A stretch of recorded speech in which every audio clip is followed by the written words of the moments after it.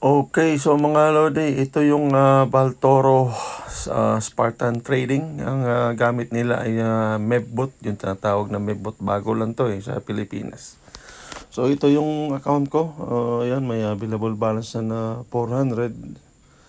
And then dito makikita natin total profit 937. Sumali ako nito December 25 lang. So dito tingnan natin ang bot ko. Dalawa yung bot ko, isang 10,200 at saka isang 3,000. So, ito yung nilagay ng December 25, 3,000. Nag-profit na siya ng 540 pesos.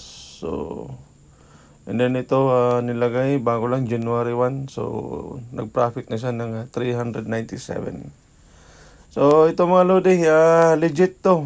Meron ito, transparent yung CEO sa Facebook page nila. Tsaka mayroon tong physical office sa Cavite. Okay, so